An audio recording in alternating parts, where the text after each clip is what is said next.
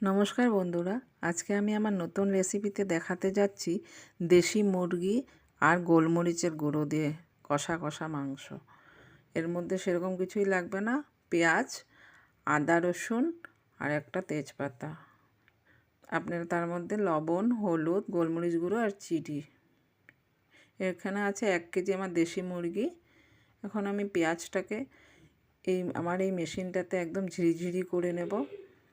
আপনাদের কাছে যদি এই মেশিন নাও থাকে কোনো কথা নেই, আপনারা হাতেই একদম ঝিরিঝিরি করে নেবেন, তবে পেস্ট না। এখন আমি কড়াইতে তেল দিলাম, সরষের তেল দিয়ে রান্না করছি আমি। এর মধ্যে কয়েকটা তেজপাতা দিয়ে দিলাম। তেলটা গরম হওয়ার পরে এখন আমি একটু সময় তেজপাতাটাকে পুড়তে দেব তেলে। তেজপাতাটা পুড়ে যাওয়ার পরে আমি আস্তে আস্তে অল্প নাড়িয়ে চাড়িয়ে এর মধ্যে এখন এক এক করে আমার যা যা জিনিসের দরকার সব দিয়ে দেব। তেজপাতাটা পুড়ে যাওয়ার পরে আমি এর মধ্যে অল্প পেঁয়াজ যে কটা নিয়েছিলাম সেই পেঁয়াজটা ঝিরিঝিরি করে কাটা সেই পেঁয়াজটা দিয়ে দিলাম। এখন এই পেঁয়াজটাকেই আমি খুব সুন্দর করে ভাজতে হবে, যতক্ষণ না এটা রঙটা চেঞ্জ হয়ে বাদামি বাদামি হয়। এই পেঁয়াজটা ভাজার উপরেই কিন্তু রান্নাটার রঙটা ডিপেন্ড করবে। খুব সুন্দর করে কম আঁচে আস্তে আস্তে করে অনেকক্ষণ ধৈর্য ধরে পেঁয়াজটাকেই ভাজতে হবে। পেঁয়াজটা আস্তে আস্তে আস্তে আস্তে করে কষতে দিতে হবে, তাড়াহুড়া করলে কিন্তু চলবে না। আমি এখন আস্তে আস্তে করে পেঁয়াজটা ভাজছি। পেঁয়াজটা এখন আপনারা দেখতেই পাচ্ছেন রঙটা চেঞ্জ হয়ে আসছে। এখন আমি এর মধ্যে এক এক করে আমার নুন, চিনি সব মেশাবো। আপনারা দেখে নিন কালারটা কীরকম হতে হবে। এরকম কালার হওয়ার পরে এর মধ্যে আমি আমার স্বাদ মতন নুনটা দিয়ে দিচ্ছি। আপনারা আপনাদের স্বাদ অনুযায়ী নুনটা দিবেন।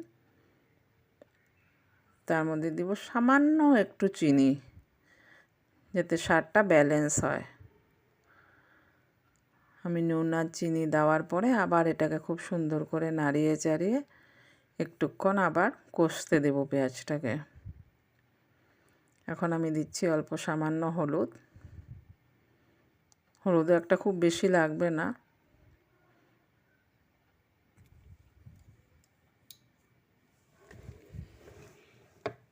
হলুদটা দিয়ে নাড়াচাড়া করার পরে এখন আমি এর মধ্যে আদা রসুনের পেস্টটা দিয়ে দেব।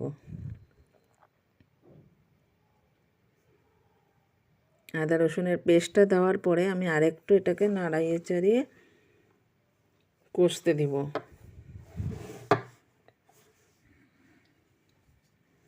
এই মশলাটা ভাজার উপরেই কিন্তু ডিপেন্ড করবে আপনাদের রঙটা কীরকম আসবে।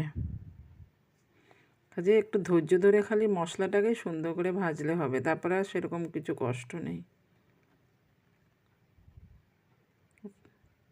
এখন আমি এর মধ্যে মাংসগুলো দিয়ে দেব।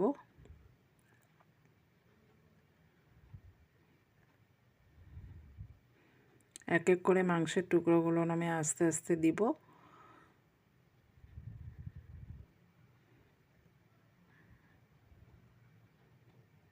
মাংসের টুকরোগুলো দেওয়া হয়ে যাওয়ার পরে আমি এটাকে খুব আস্তে আস্তে করে এখন নাড়িয়ে মশলার সাথে মাংসগুলো মিশিয়ে দিচ্ছি।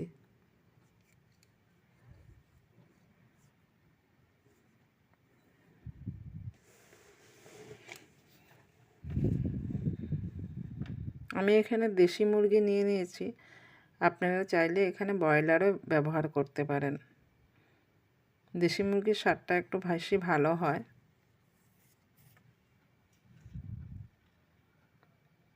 এখন আমি কিছুক্ষণ এভাবে এটাকে কষতে দিব।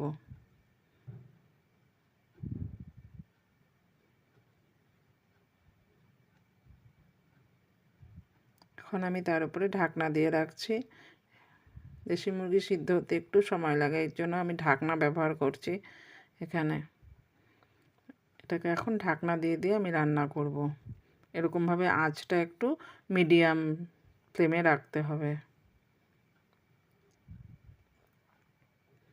এই ভাপের যে জলটা ঢাকনা সেটাই অল্প অল্প করে তার মধ্যে দিতে থাকবেন, দেখবেন মাংস খুব সুন্দরভাবে সেদ্ধ হয়ে যাবে। এক্সট্রা আর কোনো জল দেওয়ার দরকারই পড়বে না এখানে।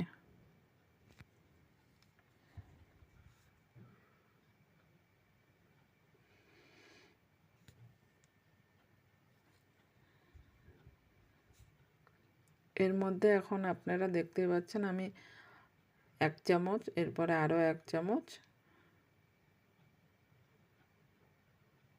ব্ল্যাক পেপার গুঁড়ো, যেটাকে আমরা বাংলায় বলি গোলমরিচের গুঁড়ো দিয়ে দিচ্ছি। আপনারা যদি গোলমরিচের ঝাঁঝটা বেশি সহ্য করতে না পারেন আর একটু কম দিলেও কোনো ক্ষতি নেই।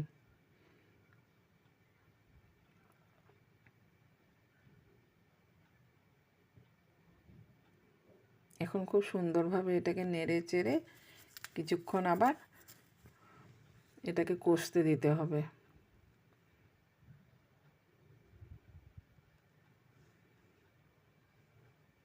আপনারা দেখতেই পাচ্ছেন যে রঙটা এখন আস্তে আস্তে পরিবর্তন হচ্ছে। এখন আমি আবার এখানে ঢাকনা দিয়ে দিলাম। ঢাকনা দিয়ে কিছুক্ষণ আবার রাখবো। কি করব এখন, একটু আমি আমার বাইরের টেরেসে গিয়ে দেখি বাইরের আবহাওয়াটা কীরকম। আমাদের এখানে কিন্তু ঠান্ডা পড়ে গেছে মোটামুটি। আপনাদের ওসব সাইডে কি ঠান্ডা পড়েছে? এটা আমার বাইরের টেরেসের থেকে রাতের ভিউটা আপনাদেরকে দেখালাম। চলুন দেখি রান্নাটা কত দূর এগিয়ে এলো। ঢাকনাটা সরিয়ে দেখছি, মোটামুটি বোধহয় আমার মাংসটা হয়ে গেছে যা মনে হচ্ছে দেখে। আপনারাও নেড়ে চেড়ে দেখে নেবেন যে সেদ্ধ হয়েছে কি না। আমি তো যেহেতু নিজে করছি, আমি দেখে বুঝতে পারলাম যে মাংসটা আমার মোটামুটি সেদ্ধ হয়ে গেছে। এখানে কিন্তু আমি কোনো ধরনের জল ব্যবহার করিনি, সেই ঢাকনা দিয়ে দিয়েই রান্না করলাম। আর ঢাকনার যে যতটুকুন ভাপের জল ততটুকুনি দিয়েছি আমি। এরকমভাবে একটুক্ষণ রাখার পরে দেখুন কি সুন্দর তেল ছেড়ে দিয়েছে। ব্যাস, এখন আমি গ্যাস বন্ধ করে দিলাম। এখন এর মধ্যে উপর থেকে আমি একটু 1 চামচ সামান্য ঘি দিয়ে দিব। গোলমরিচের সাথে ঘিয়ের কম্বিনেশনটা কিন্তু খুব সুন্দর, খুব টেস্টি হয়, খুব সুন্দর একটা গন্ধও বের হয়। ব্যাস, আমার মাংস হয়ে গেছে। আপনারাও নিশ্চয়ই ঘরে অবশ্যই ট্রাই করে দেখবেন। ঠান্ডার দিনে গোলমরিচের গুঁড়ো দিয়ে দেশি মুরগির কষা কষা এরকম খেতে তো আমার মনে হয় খুবই ভালো লাগবে। আমাদের তো খুবই ভালো লাগে, আমরা আগেও করেছি, খেয়েছি। আপনারা করে দেখবেন তো আপনাদের কেমন লাগে। আর যদি পছন্দ হয় লাইক করে দেবেন।